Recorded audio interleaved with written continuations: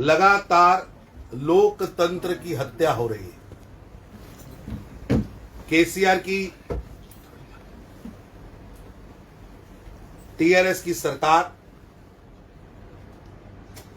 लोकतांत्रिक मूल्यों का हनन भी कर रही है और लोकतांत्रिक प्रक्रिया में बाधा भी डाल रही है।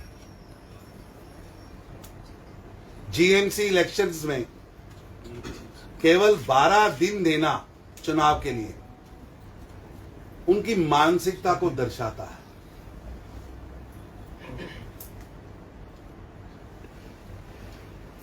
हर राजनीतिक दल को राजनीतिक एक्टिविटी करने का अधिकार कॉन्स्टिट्यूशन देता है, बोलने की आजादी कॉन्स्टिट्यूशन देता है, अपने विचार के प्रचार का अधिकार हमें संविधान देता है। लेकिन दुर्भाग्य है कि केसीआर साहिब, डॉक्टर भीमराव अंबेडकर भारत रत्न, उनके बनाए हुए संविधान पर भी विश्वास नहीं रखते।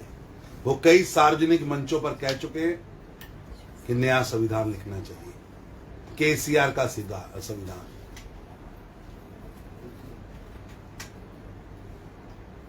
जगह जगह पर लगातार पिछले 1 साल में लोकतांत्रिक रूप से चल रहे जन आंदोलनों, जन कार्यक्रमों, जन संपर्क के कार्यक्रमों उन्होंने हमेशा ही रुकावट डालने का प्रयास किया। यहां तक कि तेलंगाना के भारतीय जनता पार्टी के प्रदेश अध्यक्ष और वहां के सांसद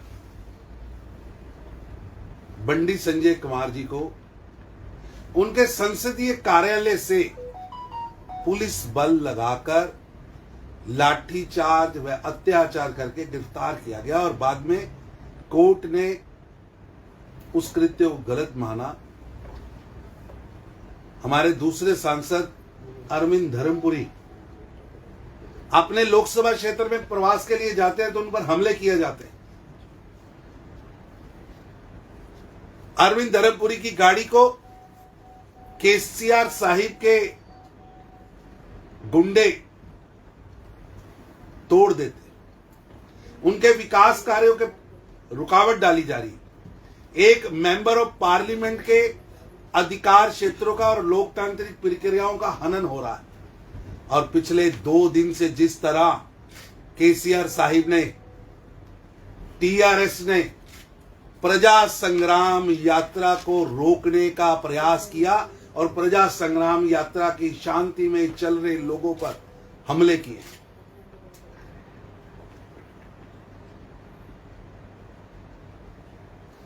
क्योंकि प्रजा संग्राम यात्रा जनता के साथ सबसे ज्यादा जुड़ने का और जनता का जो आक्रोश उस यात्रा में लोगों के माध्यम से, लोगों के अंदर का आक्रोश सुनने को मिल रहा है। और केसीआर साहिब की सत्ता उनके हाथ से निकलती दिख रही है। इसलिए घबराहट में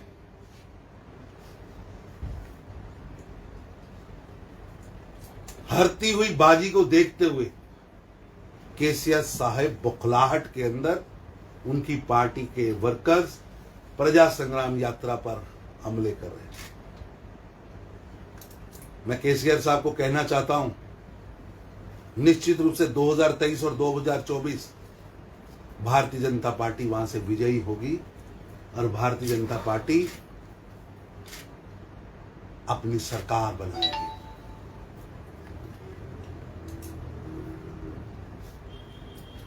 इसलिए आपकी घबराहट और घबराहट के अंदर जो हमले कर रहे,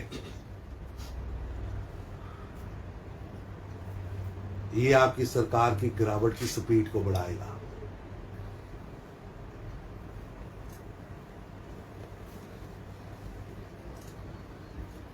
मैं कठोर शब्दों में प्रजा संग्राम यात्रा पार्ट 3 के ऊपर जो हमले हुए हैं उसकी कठोर शब्दों में निंदा करता हूं। और पुलिस के सुरक्षा अधिकारियों से भी मैं निवेदन करता हूं, केसीआर साहिब के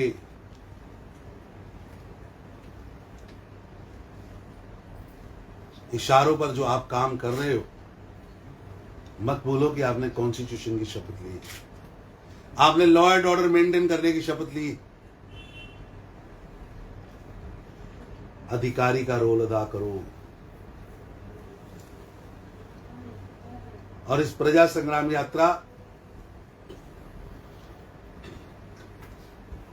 की सुरक्षा और वहां लोकतांत्रिक प्रक्रिया जिंदा रहे, ये ड्यूटी वहां की सुरक्षा एजेंसियों की है। भारतीय जनता पार्टी के वरिष्ठ नेता, हमारे शीर्ष नेता प्रधानमंत्री श्री नरेंद्र मोदी जी ने लगातार तेलंगाना के विकास के लिए पैसा भी दिया है और वहां योजनाएं भी बना दी है। और आज तेलंगाना की हर सड़क अगर बन रही है तो उसमें केंद्र की सरकार का योगदान है। लेकिन वहां की सरकार, चाहे वो दलित बंधु हो या किसान बंधु हो, सभी के साथ अन्याय कर रही है। इसी श्रृंखला में भारतीय जनता पार्टी के वरिष्ठ नेता और केंद्र में गृह मंत्री अमित भाई शाह 21 अगस्त 2022 को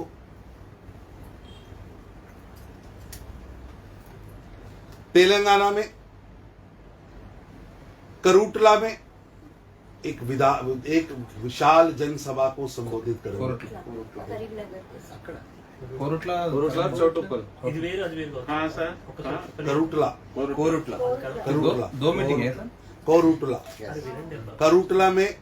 कोरुटला में एक विशाल जनसभा को संबोधित करेंगे शाम 4 बजे। और ये जनसभा केसीआर शासन के अंदर हो रहे दमनकारी कार्य, जनता की आवाज को दबाया जा रहा, लोकतंत्र का हनन किया जा रहा, ये विशाल जनसभा अमित भाई शाह तेलंगाना की आवाज को बुलंद करेंगे और एक विशाल जनसभा वहां पर होगी।